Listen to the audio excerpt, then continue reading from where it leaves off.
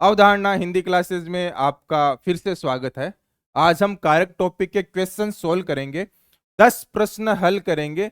ये केवल 10 प्रश्न नहीं होंगे, यहां से हम कारक टॉपिक का कॉन्सेप्ट समझने का प्रयास करेंगे। कारक टॉपिक के क्वेश्चन सोल्व करने के लिए क्या माइंडसेट रखना है, यह सीखने का प्रयास करेंगे। इजी से लेकर हार्ड क्वेश्चन की तरफ बढ़ेंगे। सबसे पहला क्वेश्चन है, क्रिया करने वाले को क्या कहते हैं? बिल्कुल इजी क्वेश्चन है। क्रिया करने वाले को क्या कहते हैं? बताओ क्या कहते हैं? क्रिया करने वाले को कर्ता कहते हैं। तो इस तरह से परिभाषा से भी क्वेश्चन आ सकते हैं, जैसे कि क्रिया का फल जिस पर पड़ता है उसे क्या कहते हैं?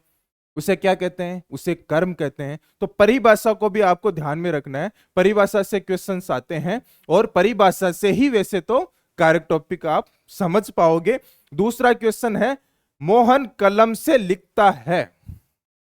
मोहन कलम से लिखता है, रेखांकित में कारक क्या है?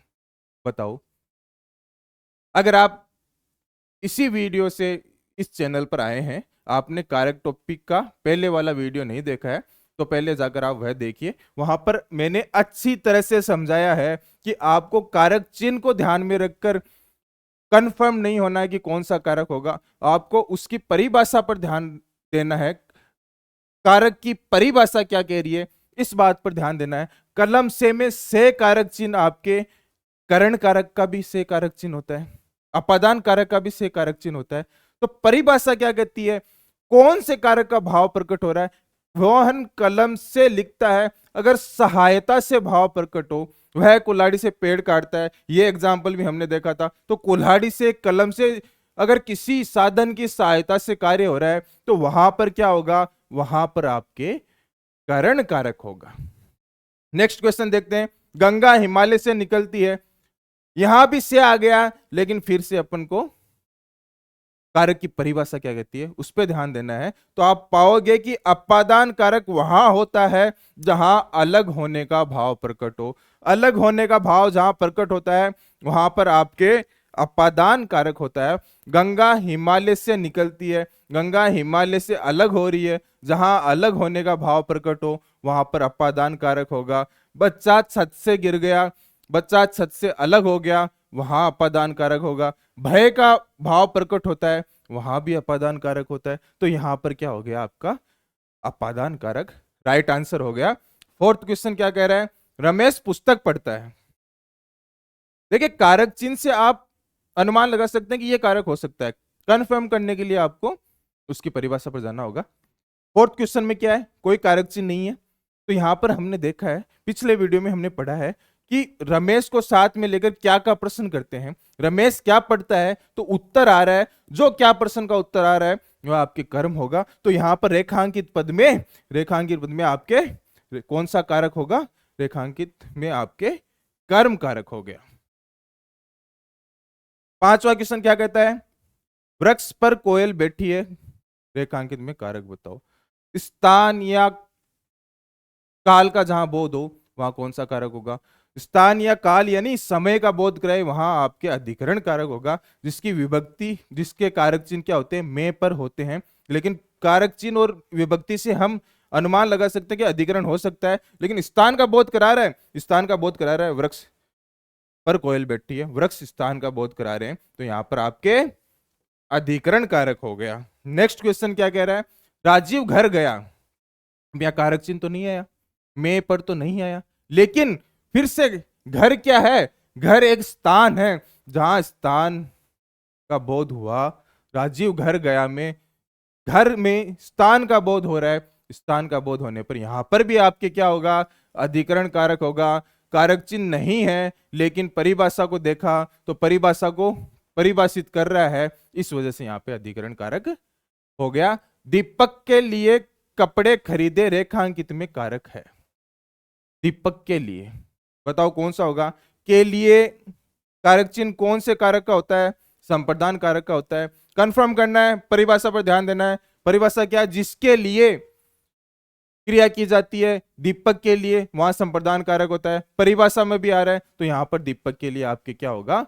संप्रदान कारक हो गया। रमेश दीपक को पीट रहा है। क्या और किसको दो प्रश्न कर्म कारक को परिभाषित करते हैं। रमेश किसको पीट रहा है, दीपक को पीट रहा है। किसको में आपको दीपक को आंसर आ रहा है, तो यहां पर आपके कर्म कारक हो गया। दूसरा है राजेंद्र ने गरीबों को वस्त्र दिए, को कारक चिन्ह तो यहां भी आ रहा है, यहां भी आ रहा है। यहां पर कर्म कारक क्यों नहीं होगा, क्योंकि आपने संप्रदान कारक की परिभाषा पढ़ी है, वहां पर दो चीजें देखी है आपने, दो बातें सीखी है। जिसके लिए भाव प्रकट हो या फिर कोई दान हो, दान का भाव प्रकट हो, वहां पर आपके संप्रदान कारक होगा, कर्म कारक नहीं होगा। तो यहां पर आपके संप्रदान कारक हो गया। कारक चिन्ह दोनों में सेम आ रहा है। तीसरा, इस पैटर्न का तीसरा और वैसे 10वां लास्ट क्वेश्चन देखते हैं, जहां पे वह शाम को आएगा, यहां भी को कारक चिन्ह आ रहा है, यहां भी को कारक चिन्ह, यहां भी को कारक चिन्ह, यहां भी को कारक चिन्ह। लेकिन हमने परिभाषा पर ध्यान दिया, परिभाषा में क्या भाव प्रकट हो रहा है। तो यहां पर आप देखेंगे ये कौन से कारक की परिभाषा में आ रहा है, वह शाम को आएगा। शाम को समय काल का बोध कौन सी परिभाषा में आता है, समय या काल का बोध कौन सी परिभाषा में आता है, तो आप देखेंगे अधिकरण कारक की परिभाषा में आता है। स्थान और काल दो भाव प्रकट हो तो वहां अधिकरण कारक होता है। तो शाम को काल हो गया, समय हो गया, समय के कारण यहां पर आपके को कारक चिन्ह आने के बावजूद भी अधिकरण कारक होगा। यहां पर में पर कारक चिन्ह नहीं है, को कारक चिन्ह है। लेकिन परिभाषा क्या है, परिभाषा है अधिकरण कारक वहां होता है जहां स्थान का बोध हो या फिर काल अर्थात समय का बोध हो, वहां आपके अधिकरण कारक होता है। तो यहां से हमने सीखा कि कारकों के प्रश्न हल करने के लिए आपको कारक चिन्ह के भरोसे नहीं रहना है, आपको पर्टिकुलर कारक की परिभाषा पर ध्यान देना है। कारक चिन्ह से आप उस कारक पे जा सकते हैं जहां यहां पर आपने देखा कि को कारक चिन्ह से आप कर्म कारक पे चले गए, लेकिन आपको कंफर्म करना है यहां को कारक चिन्ह से आपको देखना है कि दान का भाव प्रकट हो रहा है। को कारक चिन्ह कर्म में भी आ रहा है, संप्रदान में भी आ रहा है, लेकिन कंफर्म करने के लिए कि कर्म होगा या संप्रदान कारक होगा, तो आपको वहां पर दोनों की परिभाषा देखनी है, जिसमें संप्रदान कारक में क्या होता है कि दान का भाव प्रकट होता है, इस कारण यहां पर संप्रदान कारक हो गया। तो इस तरह से परिभाषाओं को ध्यान में रखकर आपको कारकों के कारक के प्रश्न हल करने हैं। चैनल पर नए हैं तो चैनल को सब्सक्राइब जरूर कीजिए। मिलते हैं नेक्स्ट वीडियो में। धन्यवाद।